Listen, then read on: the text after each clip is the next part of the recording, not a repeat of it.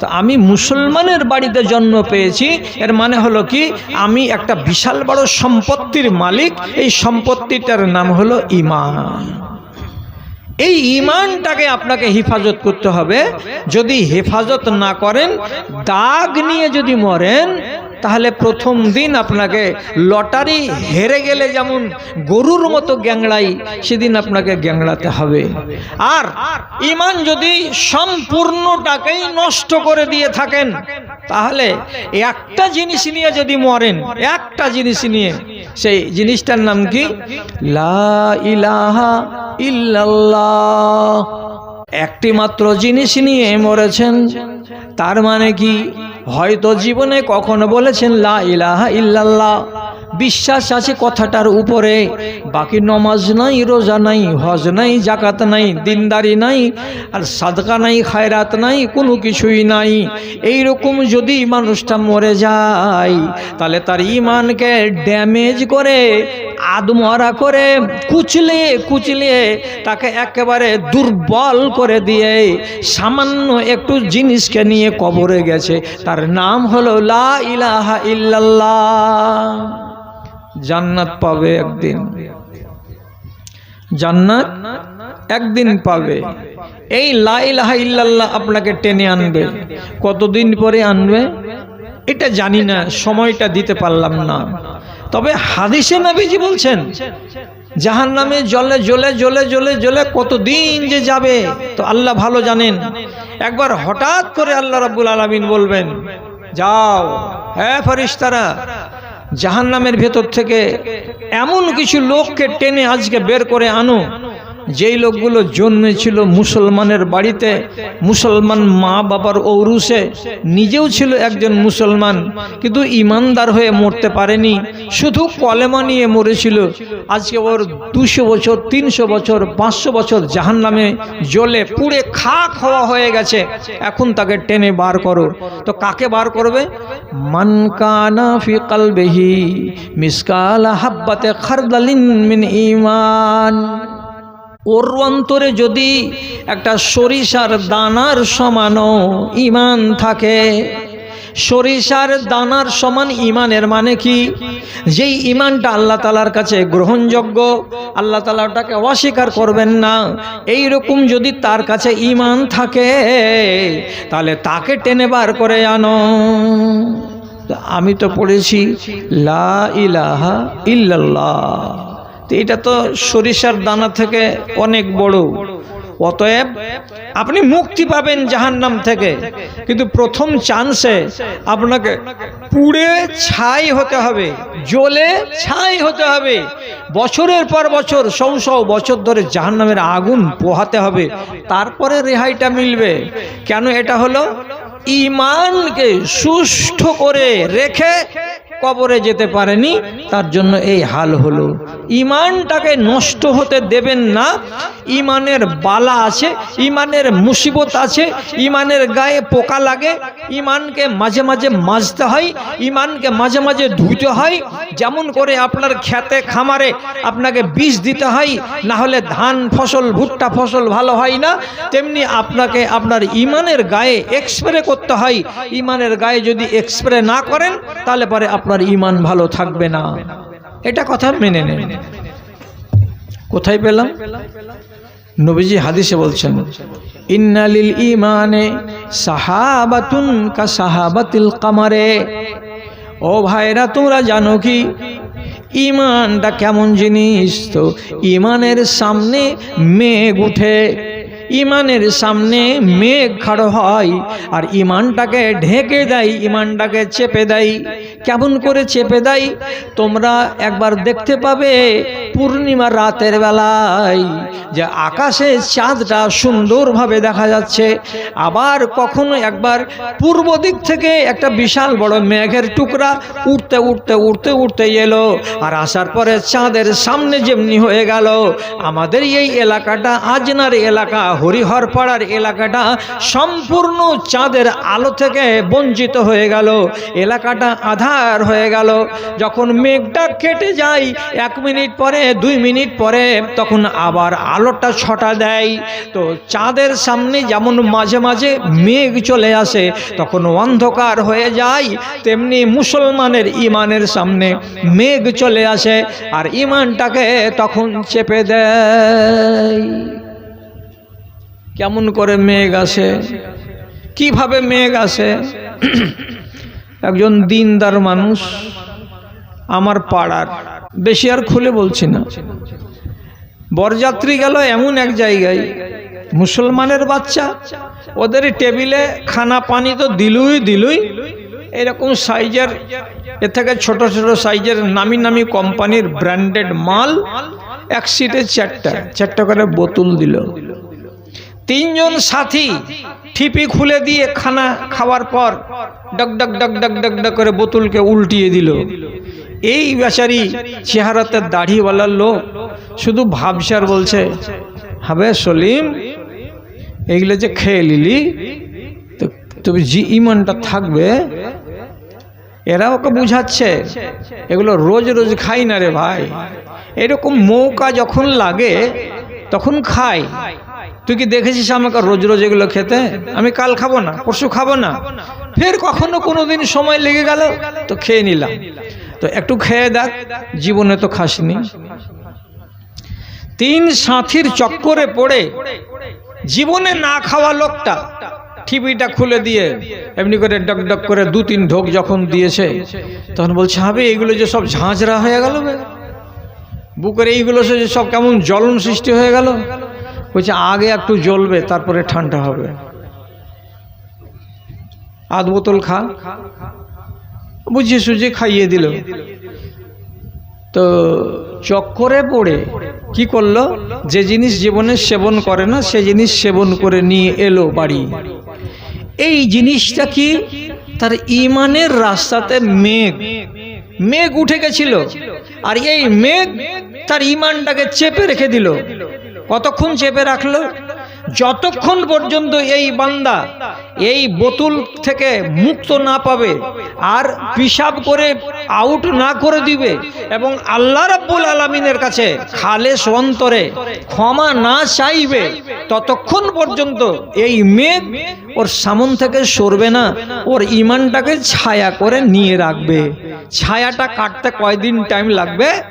যদি কিছুই না করে, এই হারাম জিনিস সেবন করার পরে যদি কিছুই না করে, তাহলে অন্তত পক্ষে নবীজি হাদিসে বলছেন 40 দিন তোমার নমাজ কবুল হবে না।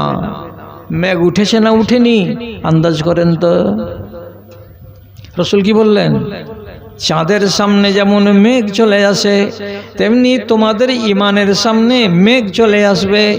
মেঘটাকে যদি কাটাতে পারো তো ইমান ঝকঝকে হবে, আর মেঘ যদি কাটাতে না পারো তাহলে তোমার ইমানটাতে পর্দা লেগে থেকে যাবে। এক নমাজি ছেলে, বিয়ের টাইম হলো, যখন বিয়ের টাইম হলো তো ভোডা কোম্পানিতে বেসরকারি চাকরি করে, 70,000 টাকা মাস। ছেলেকে বাপ বুঝিয়ে দিল, বেটা ভালো টাকা পাওয়া যাবে, বিবাহ লাগিয়ে দিয়েছি অমুক জায়গায়। কত টাকা? 8 লাখ টাকা পাওয়া যাবে, তোমাকে কিনে নিবে, জামাইকে খুশি হয়ে এই টাকাটা দিবে। ছেলে রাজি, ছেলের বাবা রাজি। বিয়ে হয়ে গেল। বিয়ের সম্পন্ন ইজাব কবুল হওয়ার আগে টাকাটা নিজের অ্যাকাউন্টে বুঝিয়ে পেয়ে গেল। দাদু মনে রাখবেন, এত সুন্দর ইমানের সামনে এটা কি? এটা মেঘ। মেঘ আপনার ইমানকে চেপে ধরে আছে। এখান থেকে সরতে, মেঘটাকে যদি সরাতে পারেন তাহলে ইমান ঝকমকে হয়ে বেরিয়ে আসবে, আর যদি এ থেকে যদি আপনি মুক্ত হতে না পারেন ইমান চাপা পড়েই থেকে যাবে। তাহলে এত সোজা সাপটা কথা রাসূলুল্লাহ বললেন যে আমাদের ইমানের সামনে মেঘ উঠে কখন? আমি, আপনি আর আমার ভাইদের মতো ভাইগুলো যখন কোনো একটা অন্যায় কাজের সঙ্গে জড়িয়ে যাই তখন মেঘ উঠে যায়। তারপরে আবার শক্ত কথা আছে। শক্ত কথাটা কি? খেয়াল করেন কথার দিকে। রোজ রোজ এইগুলো সভা বসবে না। রাসূলুল্লাহ বলছেন, এক মানুষ এক নারী এক নর, এরা যদি কুমন্ত্রণায় পড়ে রাতের অন্ধকারে কোনো নিরিবিলিতে গিয়ে নির্জনে গিয়ে ব্যভিচারে লিপ্ত হয়, তো যখন ব্যভিচারে লিপ্ত হয়ে যাবে রাসূলুল্লাহ বলছেন কি, খারাজা মিনহুল ঈমান, এই ছেলেটার হৃদয় থেকে ঈমানটা বেরিয়ে যাবে। কত দূর যাবে? যেই বাগানে তারা এই অন্যায় কাজ করছে সেই বাগানের ঠিক সোজাই উপর দিকে 1 মাইল 1.5 মাইল 2 মাইল দূরে ঈমানটা চলে যাবে। ওই ইয়াতাহাল্লাকু কাযুল্লাতে, আর মেঘ যেমন উড়ে উড়ে বেড়ায় ওই রকম তার ঈমানটা উড়ে উড়ে বেড়াবে। আর ওইখান থেকে আওয়াজ দিয়ে বলবে, ওরে বেঈমান, তোর অন্তরে আমি বাস করছিলাম, সুখে ছিলাম, শান্তিতে ছিলাম, যখন তোর ওই ঈমানের গায়ে ছাঁটা ফেলে দিলি, হারাম কাজে যখন নিজেকে জড়িয়ে দিলি, এটা হলো কাফেরি কাজ। আর যে কাফেরি কাজ করবে ওই হৃদয়ের ভেতরে ঈমান থাকতে পারবে না। ঈমান আওয়াজ দিয়ে বলছে, আমি যেখানে থাকব সেখানে কাফের আসবে না, আর কাফের যেখানে থাকবে সেখানে আমি কোনো দিন যাব না। কুফরি কাজ করেছো মানে ব্যভিচার করছো, এটার কাজ হলো কুফরি, তোমাকে কাফের বানিয়ে ছেড়ে দেবে। ওই জায়গায় আমার ঠাঁই নাই, আমি ছেড়ে চলে এলাম। তুমি যদি তওবা করো, আল্লাহর কাছে কাঁদো আর কাটো, পাক পবিত্র হও, আর এই ছাঁটাকে যদি দূরে সরাও, মেঘটাকে যদি দূরে সরাও, তাহলে তোমার হৃদয়ে ফিরে আসবো। আর যদি তুমি এটাকে সরাতে না পারো, তো তোমার অন্তর থেকে বেরিয়ে গেছি তো গেছি, তুমি বেদিন হয়ে মরো। ঈমান বাধা পায়, আপনারও ঈমান বাধা পাই, আমারও ঈমান বাধা পাই। ঈমানের গায়ে অসুখ লাগে, ঈমানকে যেন অসুখ না লাগে তার জন্য আপনাকে আমাকে সদা সর্বদা সজাগ থাকতে হবে। যদি ইনসান আমরা কোনো ভুল হয়ে যায়, তো সঙ্গে সঙ্গে আপনাকে 5 মিনিটও নিতে হবে না, 10 মিনিটও নিতে হবে না, ওই ভুলটার উপরে আপনাকে আক্ষেপ করতে হবে। আর আক্ষেপ করার সাথে সাথে অন্তত 2 বার 3 বার 4 বার আপনাকে বলতে হবে, আস্তাগফিরুল্লাহ আস্তাগফিরুল্লাহ রাব্বি মিন কুল্লি যামবি ওয়া আতুবু ইলাই। আল্লাহ, আমার ঈমানের গায়ে নুকতা লেগে গেছে, অর্থাৎ কালো দাগ, আল্লাহ তুমি মুছে দাও, মালিক তুমি মুছে দাও। এবং হাদিসে লেখা আছে, যখনই কোনো একটা বান্দা পাপের কাজ করে, একটা কালো ফোঁটা দাগ তার হৃদয়ে লেগে যায়। আর একটা করবে, আর একটা কালো দাগ ফুটকি হয়ে লেগে যাবে। 10টা করবে, 10টা ছোট ছোট ছোট ছোট কালো কালো দাগ তার হৃদয়ের গায়ে লেগে যাবে। এইভাবে যদি আপনি এগুলোকে দূরীভূত না করেন, তাহলে পুরো অন্তরটাতে কালো কালো কালো কালো দাগ লেগে যাবে। সেদিন ঈমান চাপা পড়ে যাবে, ঈমান আর বের হতে পারবে না, আর আপনার দ্বারাই ভালো কাজ করা সম্ভব হবে না। এই তো সহি কথা। কে কে আপনার ঈমানটাকে নষ্ট করে? তো বেশিরভাগ নষ্ট করে গুনাহ, আর আমাদের ঈমানকে নষ্ট করে টাকা পয়সা, ধন দৌলত। এটা সাংঘাতিক জিনিস, কিন্তু মনে রাখবেন, এই ধনের কারণে ঈমান আমাদের ড্যামেজ হয়। একটা উদাহরণ দেব, আল্লাহ না করে আমার সামনে যতটি আমার ভাই বসে আছেন, এখানে কোনো এমন একটা লোক বেরিয়ে যায়, তা আশা করে ভরসা করে বলছি এরকম লোক নাই। সেটা কি? ধনের কারণে ঈমান বরবাদ করা লোক। একটা লোক কি করলো, নিজের বাপকে নিজের বাড়িতে নিয়ে আসলো, 1 সপ্তাহ হলো। একদিন বাপ ছিল বড় ভাইয়ের বাড়িতে, বড় ভাইয়ের বাড়িতে 1 মাস থাকার পরে আমি আনলাম আমার বাড়িতে। আমার বাড়িতে থাকবে আমার বাপ, 15 দিন থাক, 20 দিন থাক। একদিন সুন্দর করে টোটোতে একটা বিছানা লাগিয়ে দিয়ে বাপকে নিয়ে চলে গেল কোথায়? পাকুড়ে। বলছে কোথায় গেলি বাপুকে? তো বলছে বাপুকে একটু ডাক্তারকে দেখাবো, ওই জন্য নিয়ে যাচ্ছি, শরীরটা ভালো করে না। বাপুকে নিয়ে গিয়ে পাকুড় রেজিস্ট্রি অফিসে যেয়ে শুয়ে থাকা মানুষের বুড়া আঙুলে কালি লাগিয়ে দিয়ে দলিলে ছাপ্পা নিয়ে নিল। আর নেওয়ার পরে কাগজটা দাখিল করে দিল, যেটা ডিহি মাটি, যেটা ভিঠা 12 কাঠার 2 ভাই বাস করছিল, এক ভাই বাপের টিপ দিয়ে লিখে নিয়ে নিল। এখন থাক, কথাটা চাপা থেকে গেল। অচল বাপ 2 বছর পরে মারা গেছে।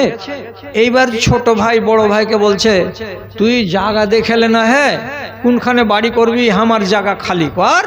তখন বড় ভাই কইছে, হ্যাঁ রে, 12 কাঠা জায়গাতে 6 কাঠা তোর, 6 কাঠা আমার, তো এই বাড়িখানা সম্পূর্ণ আমাকে ভেঙে ফেলতে বলছিস, আর তোর জায়গা বলছিস মানে কি?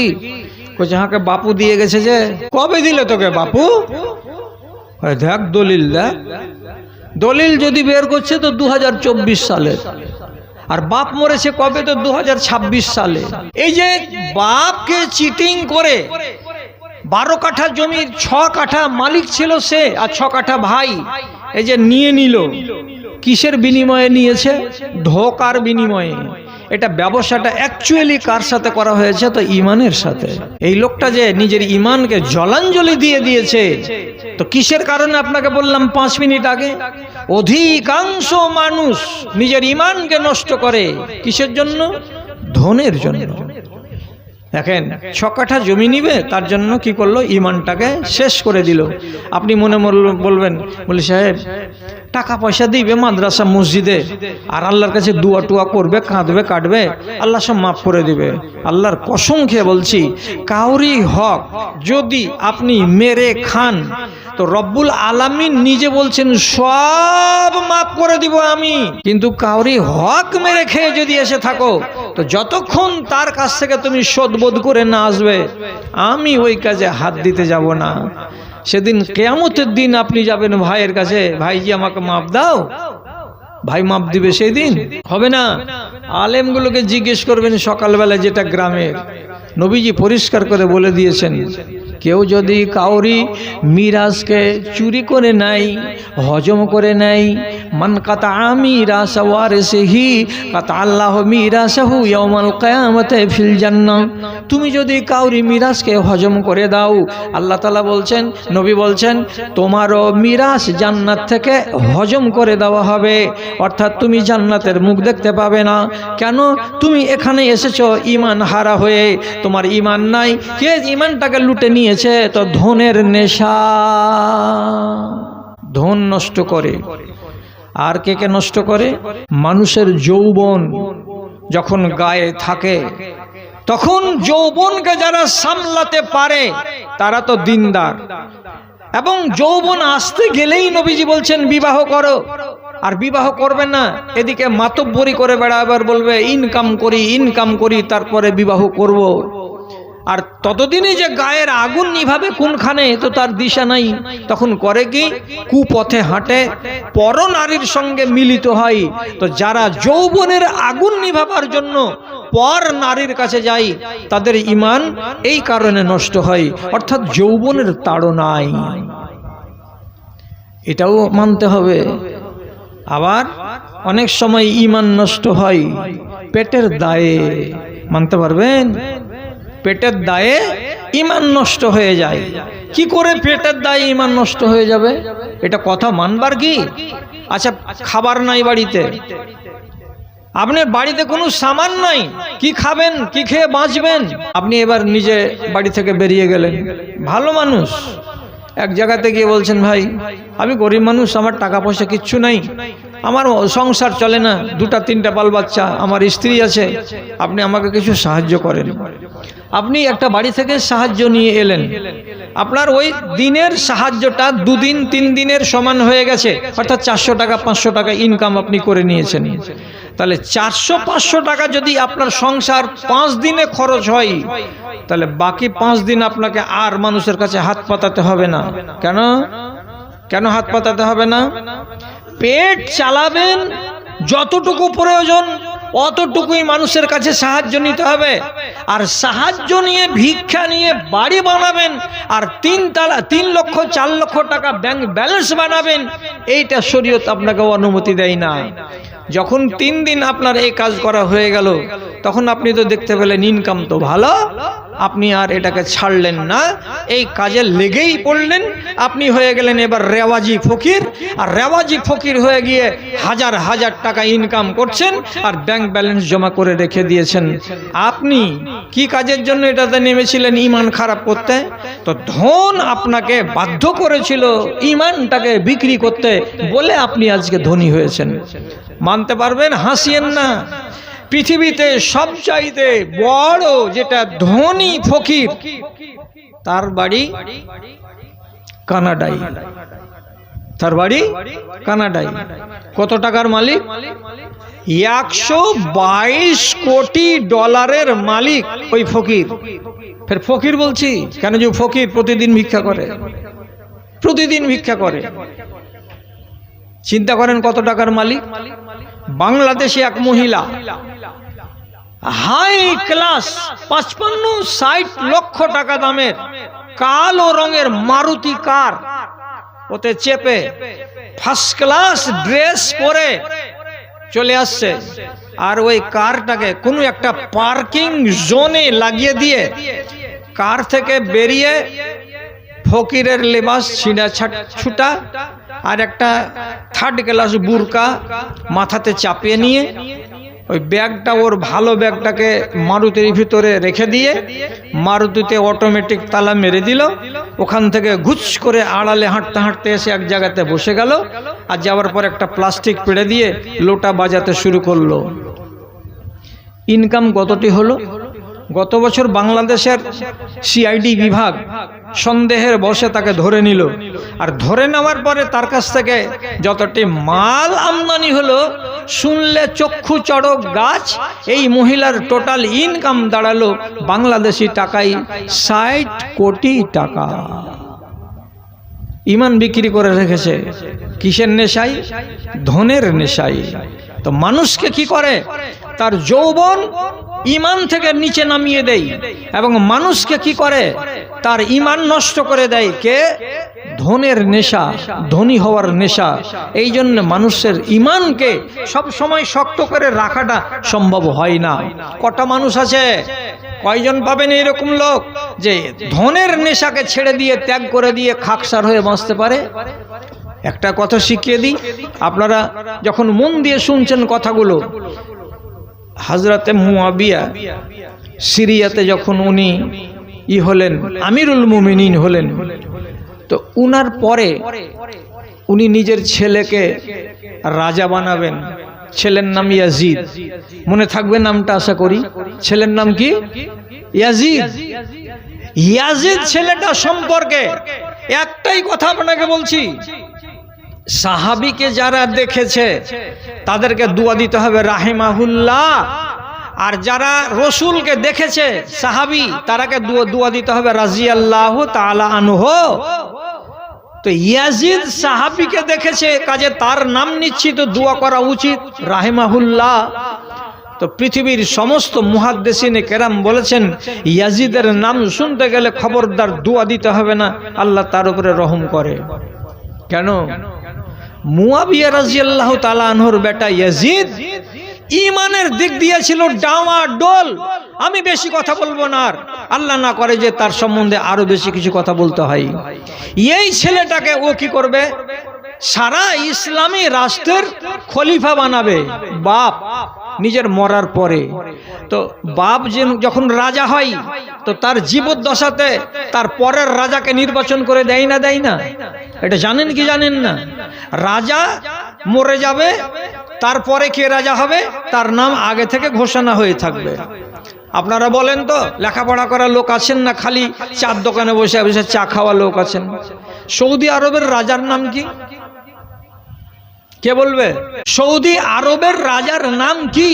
কেউ বলছেন না? এই যে এক ভাই বললেন, রাজার নাম সালমান। কিন্তু সালমানকে আমরা চিনি না, বেশি চিনি কাকে?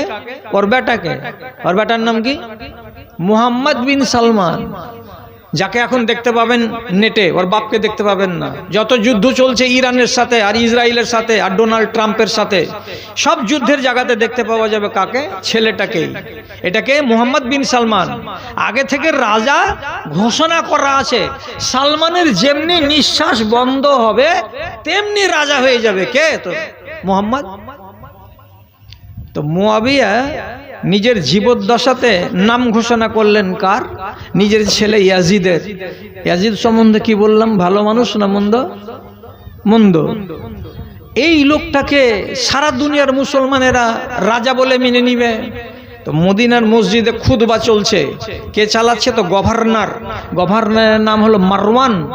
উনি খুতবা দিয়ে তারপরে তখন খুতবাতে বলছেন, এই লোকেরা তোমরা খুশি হয়ে যাও, আমিরুল মুমিনিন মুয়াবিয়া যেদিন মরে যাবেন, তার বয়স হয়ে গেছে, তারপরে একটা যোগ্য মানুষকে তোমরা খলিফা হিসাবে পাবে, তার ভেতরে অনেক গুণ আছে। এই করতে করতে করতে করতে শেষের বেলায় বলছে, ওই গুণধর রাজাটার নাম কি? তো ইয়াজিদ। আর যেমনি মিম্বারে ইয়াজিদ বলে নাম করা, কিছু লোক গুনমুন গুনমুন করে উঠলো, আর আব্দুর রহমান বিন আবু বকর সাথে সাথে এমনি করে আঙুল তুলে দিয়ে বলছে, লা খায়রা ফিহি লিল মুসলিমিন। এইটা তো তোমরা ইহুদিদের চলন ধরে নিলে। একটা রাজা মরে গেলে আরেকটা রাজা হয়, ফেরাউন মরে গেলে আবার ফেরাউন, ফেরাউন মরে গেলে আবার ফেরাউন হবে, এটা হলো তাদের উপাধি। তো হিরাকাল মরে গেলে আরেকটা হিরাকাল, ও মরে গেলে আরেকটা হিরাকাল। তো তুমি এটাই চাইছো যে রাজা আমির মুয়াবিয়া মরে গেলে আরেকটা রাজা হবে? এটা মুসলমানদের লাভ নেই, এটা মানতে পারবো না। যেমনি বলে বিদ্রোহ ঘোষণা করে দেওয়া। জুমার নামাজের পরে তাড়া করলো তাকে। আয়েশা রাদিয়াল্লাহু তাআলা আনহার বাড়িতে গিয়ে ঢুকে গেলেন। কে? আব্দুর রহমান। তারপর দিনটা গেল, দুদিন গেল, 3 দিন গেল, 5 দিন পর মুয়াবিয়া সিরিয়া থেকে 1 লক্ষ দিরহাম, 1 লক্ষ চাঁদির টাকা দিয়ে পাঠিয়েছে। আর দিয়ে বলেছে, এই গভর্নর, তোমাকে অর্ডার করলাম এই টাকাটি আব্দুর রহমান বিন আবু বকরের বাড়ি পৌঁছিয়ে দাও। একটা পিয়নকে দিয়ে আব্দুর রহমানের বাড়িতে নিয়ে এসেছে থলি ভর্তি 1 লক্ষ দিরহাম, 1 লক্ষ চাঁদির টাকা। আর দেওয়ার পরে বলছে, এইটি আপনার নামে পাঠিয়েছে খলিফাতুল মুসলিমিন সিরিয়া থেকে, আপনি নিজের কাজে ব্যবহার করবেন। বুঝে নিল আব্দুর রহমান বিন আউফ, ওরে আমি যে ওর বেটার বিরোধিতা করেছি, তার জন্য আমার মুখটাকে বন্ধ করার জন্য আমাকে এই টাকাটা দিয়ে পাঠিয়েছে। সাথে সাথে তার সামনে জবাব দিয়ে বলছে, ইন্নী লা আবিউ দীনি বিদিরহামিকুম, আমি আমার ঈমানটাকে তোমাদের টাকার বদলে বিক্রি করতে পারবো না। এই টাকাটা যদি গ্রহণ করি তাহলে মালের লোভে পড়ে গিয়ে আমি হক কথা বলা ছেড়ে দেব, আর হক কথা বলা যদি ছেড়ে দিই আমার ঈমানে পোকা লেগে যাবে, আর ঈমানে যদি পোকা লেগে যায় আখেরাত আমার ভালো হবে না। এই বলে তিনি পরিষ্কার মুখের উপরে টাকাটাকে ফিরিয়ে দিলেন। আর দেওয়ার পরে বললেন, টাকার বিনিময়ে, ধনের বিনিময়ে আমি আমার ঈমানের ব্যবসা করব না। বোঝা গেল? কজন লোক পাওয়া যাবে সে নিজের ঈমানকে বাঁচাবার জন্য টাকাকে লাত মেরে দেবে? কটা লোক পাওয়া যাবে? ঈমানের খাতরা হচ্ছে কি? ধন, মাল, টাকা পয়সা, গায়ে যৌবন, সুন্দরী নারী, এগুলো জিনিস আপনার ঈমানকে নষ্ট করে দেয়। এর থেকে বাঁচুন, এর থেকে আল্লাহ তাআলা আপনাকে বাঁচাই। সাহাবায়ে কেরাম ঈমানের গায়ে দাগ যেন না লাগে তার জন্য তিনারা কত ভাবতেন আর কত চিন্তা করতেন। এই ব্যাপারে আপনাকে কিছু বলবো কি? একটু শুনেন। রমজান মাসে ইফতারির পর থেকে শুরু করে সাহারি খাওয়ার টাইম পর্যন্ত সময়ে নিজের স্ত্রীর সাথে মেলামেশা জায়েজ, দিনের বেলায় হারাম। এবং যারা টাটকা যুবক তাদেরকে নিষেধ করা হয়েছে। চুমু দেওয়া জায়েজ, অথচ তুমি নিজের হালাল স্ত্রীকে চুমু দিতে যাবে না। দিনের বেলায় স্ত্রীর পাশে ঘুমাতে যেও না, কেন যে নিজেকে সংবরণ করতে হয়তো পারবে না।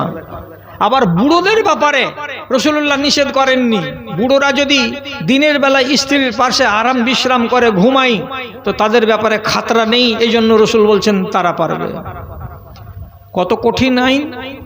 যদি রমজানের অবস্থাতে কোনো মানুষ নিজের স্ত্রীর সঙ্গে মেলামেশা করে নাই, তাহলে একটা ফরজকে পায়ে দোলে দেওয়া হলো, অপরাধ।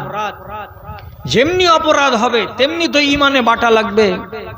এক সাহাবী বেলা 10টার সময় মদিনার মসজিদে রাসূলুল্লাহর কাছে আসার পরে বলছেন, আহা রাখতো ইয়া রাসূলুল্লাহ, আহা রাখতো ইয়া রাসূলুল্লাহ, হে আল্লাহ পাকের রাসূল জ্বলে গেলাম, হে আল্লাহ পাকের রাসূল মরে গেলাম, হে আল্লাহ রাসূল বরবাদ হয়ে গেলাম। নবীজি বলছেন, তুমি তো স্বাভাবিক হয়ে দাঁড়িয়ে আছো আমার সামনে, জ্বললে কেমন করে বাবা? তুমি তো জ্বলনি। তো বলছে দুঃখের কথা, ঈমান জ্বলে গেছে। কি করে ঈমান জ্বললো? তখন তিনি বলছেন, ওয়াকাত আলা ইমরাতি ফি রমাদান, এখন রমজানের মাস চলছে, আর এই রমজানের মাসে আমি আমার বিবির সাথে মেলামেশা করে নিয়েছি, আমি তার ঈমান নষ্ট করেছি এবং আমার নিজের ঈমান নষ্ট করে দিয়েছি, তাকে বরবাদ করেছি, নিজেও বরবাদ হয়েছি, আমি হালাক হয়ে গেলাম এবং আমার বিবিকেও হালাক করে দিলাম। কত ভয়! রমজান মাসের রোজা বিনা কারণে নষ্ট করে দিচ্ছি, তাহলে আমার ইমানে বাটা লাগবে। আর এই ইমানে যদি বাটা লেগে যায় তাহলে এই দুর্বল ইমান নিয়ে আমি মরবো না। সাথে সাথে রাসূলুল্লাহর কাছে অবজেকশন, কি করলাম আল্লাহ পাকের রাসূল, আপনি আমাকে বাঁচান, আমার উপায় বলে দেন, আমার ইমানকে ফিরিয়ে আনবো কি করে? রাসূল করিম সাল্লাল্লাহু আলাইহি সাল্লাম শুনলেন, শোনার পরে তখন তাকে বললেন, বাবা যখন এই ঘটনা ঘটে গেছে তখন তোমাকে জ্বলতে হবে না, মরতে হবে না, পুড়তে হবে না, তুমি জরিমানা দিবে, কাফারা দিবে, তাহলে তোমার আল্লাহ তাআলা গুনাহটাকে মাফ করে দেবে। এবং রমজানের অন্য মাসে একটা রোজা তোমার ছুটে গেল, এটাকে তুমি কাজা করে নেবে। তাহলে কাজাও এলো, আবার জরিমানাও এলো। জরিমানা না দিতে গেলে তোমার গুনাহ মাফ হবে না, তাও দিতে রাজি হয়ে গেলেন সাহাবী। কেন জরিমানা দিব রাসূল? যেহেতু তুমি রোজাটাকে জেনে শুনে নষ্ট করেছো, ইমানের গা থেকে যদি পোকা সরাতে চাও তাহলে জরিমানা দাও, তাহলে তোমার পোকাটা সরবে। যে লাব্বাইক, আমি রাজি আছি। বুঝতে পারছেন? ইমানকে তারা হেফাজত করেছে কত করে। এক সাহাবী রাসূলুল্লাহর কাছে এসে বলছেন, রাসূল একটা ভুল হয়ে গেছে, নিশ্চয়ই আমার ইমানে দাগ লেগে গেছে, এই দাগ আমি মুছতে পারবো না, আপনি আমাকে মুছে দেন। কি হয়েছে বাবা? তো ও আবার নিজে বলছে, কানাতলি জারিয়া, আমার একটা কাজের মেয়ে আছে, বয়স তার 12 থেকে 14 বছর, এটা কেনা বান্দি আমার। পাহাড়ের কিনারায় ছাগল চড়াচ্ছিল, ছাগল চড়াতে চড়াতে তার ওখানে পাল থেকে একটা ছাগল বাঘে নিয়ে পালিয়ে গেছে, নেকড়েতে নিয়ে পালিয়ে গেছে। আমি যখন সন্ধ্যাবেলায় ছাগলগুলোকে গণনা করলাম তো আমার 50টা ছাগল হওয়ার কথা, সেখানে 49টা ছাগল হচ্ছে, একটা ছাগলকে খুঁজে পাই না। আমি আমার বাঁদিকে জিজ্ঞেস করে বললাম, এ বাঁদি বলতো একটা ছাগল কম কেন হচ্ছে? তখন ওই মহিলা 12 বছর বয়সের নারী, অবলা জাত, আমাকে জবাব দিয়ে বলছে, মালিক আমার সামন থেকে পালের ভিতর থেকে একটা ছোট্ট ছাগলগুলোকে জঙ্গলের দিক থেকে নেকড়ে এসে তাকে মুখে তুলে নিয়ে পালিয়ে গেছে, আমি তার কাছ থেকে ছাড়াতে পারিনি। নেকড়ে বাগে নিয়ে পালিয়ে গেছে, আমি ছাড়াতে পারিনি। যেমনি কথাটা শুনলাম তখন আমি কি করলাম, সাক্কাতুহা সাক্কাতান। সাহাবীর নাম মুআবিয়া বিন হাকাম, তিনি বলছেন এ কথাটা যেমনি আমার কাজের বাঁদিটা বলল, আমি নিজেকে সামলাতে না পেরে তার গালের উপরে একদম তাড়াম করে একটা চড় কষে দিলাম। যতটা আমার গায়ে শক্তি ছিল অতটা শক্তি দিয়ে গালে থাপ্পড় মেরে দিলাম, টাউরি লাগিয়ে দেওয়ার মতো করে মারলাম। মেয়েটি একেবারে ভারী হয়ে গেল, মনটা, মুখটাকে নিচু দিকে করে দিল এবং চোখ দিয়ে অঝরণের পানি ঝরালো। ব্যথিত হলো মন, বেদনাগ্রস্ত হলো তার মনটা। আমি বুঝতে পারলাম কিন্তু প্রতিবাদ করতে পারলাম না। তো একটা অবলা মেয়ে ছেলেকে এইভাবে যে মেরে দিয়েছি, তো তার জন্য মনটা কেমন কেমন করছে। আল্লাহ পাকের রাসূল, ভুল করেছি নাকি? তখন রাসূলুল্লাহ বলছেন, আরে তুমি একটা বুদ্ধিমান মানুষ আর একটা অবলা নারী, সে 12-14 বছর বয়সের একটা মেয়ে, আর একটা ভুল করেছে বলে তুমি তার গালে এভাবে চড় মেরে দিয়েছ। ইন্না লিল্লাহ। তো যেহেতু এসেছে অনুশোচনা করার জন্য যে আমি তো ভুল করে দিয়েছি, আমার ঈমান নষ্ট হবে নাকি। রাসূলুল্লাহ তাকে বললেন, মেয়েটাকে সাথে এনেছো কি? বলছে জি না। মেয়েটাকে সাথে করে নিয়ে আসবে। গেল, মেয়েটাকে নিয়ে এলো। মেয়েটাকে সামনে রেখে আল্লাহ পাকের রাসূল এবার তাকে একটা কথা জিজ্ঞেস করে বলছেন, এই মেয়ে, তুমি, এমনি করে নিজের দিকে দেখে বলছেন, তুমি আমাকে চিনো? রাসূল বলছেন নাকি তুমি আমাকে চিনো? তখন মেয়েটি আঙুল তুলে দিয়ে বলছে, আনতা রাসূলুল্লাহ, আপনি আল্লাহর রাসূল। এবার 2 নম্বর রাসূলুল্লাহ বলছেন, এই মেয়ে বলো তো, আইনাল্লাহ, আল্লাহ কোথায়? এ যদি ইমানদার মেয়ে না হয় তো তাদের বুতখানাকে দেখিয়ে দিয়ে বলবে, যেই ঘরে মাটির খোদাকে খাড়ো করা আছে ওই ঘরের দিকে দেখিয়ে বলবে আল্লাহ কোথায়, তো বলবে ওই ঘরখানে আছে। কিন্তু মহিলাকে যখন নবীজি জিজ্ঞেস করে বলছেন আইন আল্লাহ, আল্লাহ কোথায়, মেয়ে ছেলেটি আঙুলটাকে উপর দিকে করে দিয়ে বলছেন এদিকে আছে আল্লাহ, আসমানে আছে আল্লাহ। তাহলে মেয়েটি তো মুসলমান। একটা মুসলমানকে মেরে নিজের ঈমানকে নষ্ট করেছো কিছুটা। রাসূলুল্লাহ তখন এই লোকটিকে বলছে, তুমি যদি তোমার ঈমানকে শুধরাতে চাও, ঠিক করতে চাও, ঈমানে যেটুকু দাগ লেগে গেছে দাগটাকে মুছে আগের মতো সলিড ঈমান করতে চাও, তাহলে আমি যেটা কথা বলছি সেটা তোমাকে করতে হবে। তা হলো এই মহিলাকে তুমি আজাদ করে দাও। আজাদ যদি করে দাও তো কাল থেকে সে স্বাধীন হয়ে যেতে গেলে তার ইচ্ছা, তোমার বাড়িতে মন হয় থাকবে আর তোমার বাড়িতে মন হয় থাকবে না, সেটা তার ব্যাপার। বান্দি হয়ে আর থাকবে না। আর একটা মানুষকে আজাদ হতে গেলে সেই যুগে 2000 দিরহাম 3000 দিরহাম লাগতো, একটাও টাকা নিল না।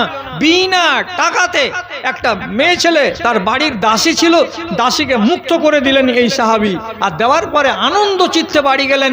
আর যাওয়ার পরে নিজে নিজে বলছেন, আলহামদুলিল্লাহ, আমি আমার ঈমানের গায়ে যে আঁচড়টা টেনেছিলাম সেই আঁচড়টাকে আমি মুছে দিয়েছি, আমার ঈমানে এখন আর কোনো দাগ নাই। ভাইজান, এখন আপনি যদি আপনার ঈমানটাকে সলিড করে রাখতে চান তাহলে আর লম্বা করব না, 12টা বাজতে চললো, আর 12টার আগে আপনার কাছ থেকে একটুখানি সামান্য একটু আবদারও করব বলে আমি ওয়াজটাকে সামনেতে নিয়ে যাচ্ছি। সেটা কথাটা কি বলতে চাইছি, যখন আপনার দ্বারাই ভুল হবে, যেই ভুলটা আমার আপনার ঈমানকে ক্ষতি করবে, 1 আনা করুক, 10 আনা করুক, 8 আনা করুক, যতটুকুই করুক, ওটা দেখার নাই। আপনি যেটা কাজ করবেন সেই কাজে যদি আপনার ঈমানের ক্ষতি হয়, অর্থাৎ আল্লাহ যে কাজে আপনাকে অনুমতি দেননি সে কাজ যদি আপনি করেন, এটা হলো গুনাহ। তো সেটা থেকে আপনি নিজে তাড়াতাড়ি উঠে আসুন। কি করতে হবে? মার্জনা চাইতে হবে। মার্জনা কেমন করে চাইবো? 3টা উপায় বলে দিচ্ছি আপনাকে খুব পটপট করে। কি? আপনি একাই আল্লাহর কাছে মার্জনা চান, ডাইরেক্ট, কোনো মাওলানা, কোনো মৌলভী, কোনো আলেম, কোনো ফাজেল, কাউরি কাছে যেতে হবে না। আপনি গুনাহ করেছেন, পাপ করেছেন, মনে ভয় হচ্ছে আল্লাহ আমার ঈমানে ত্রুটি এলো, আপনি সরাসরি আল্লাহ তাআলাকে বললেন, আল্লাহ তুমি আমাকে মাফ দাও। স্পষ্ট আল্লাহ তাআলা কোরআন মাজিদের ভিতরে বলছেন, ফাকুলতু আস্তাগফিরু রাব্বাকুম ইন্নাহু কানা গাফফারা। তুমি যদি ভুল করো তো ভুল করার পরে আল্লাহর কাছে প্রার্থনা করো, ক্ষমা চাও। ক্ষমা চাওয়ার যেগুলো দোয়া আছে একটাও যদি জানা থাকে, আল্লাহর কসম দিয়ে বলছি দাদারা আমার, ওই দোয়াটাই বলবেন আর নিয়াতটা করবেন সেই পাপটাকে, ওই পাপকে মনে মনে স্মরণ করে যদি আল্লাহ তাআলার কাছে দোয়া করেন তো আপনি নিজেই মাফ করে নিতে পারবেন। ভালো কথা, মাফ করা দোয়া জানা আছে, এর ছোট্ট সব থেকে ছোট, এর থেকে ছোট দোয়া নেই। আস্তাগফিরুল্লাহ, নিয়াত করবেন পাপটা আর মুখে বলবেন কি আস্তাগফিরুল্লাহ। হাদিসে লেখা আছে, সহি হাদিস, একটা বান্দা যখন পাপ করে তো পাপ করার পরে সেই গুনাহটাকে বাম কাঁধের ফারিস্তাকে আল্লাহ তাআলা 6 ঘন্টা লিখতে বারণ করেছেন। একলাই বলেন নিজের জায়গাতে আলহামদুলিল্লাহ। কয় ঘন্টা? 6 ঘন্টা। আপনার পাপটা লিখা যাবে না 6 ঘন্টা। আল্লাহর ফারিস্তাকে নিষেধ করা আছে 6 ঘন্টা লিখবে না পাপটা আমার বান্দা। কেন? নিয়ে থাকো পাপকে হাতে করে, বাড়ি কোথায়? হরিহরা।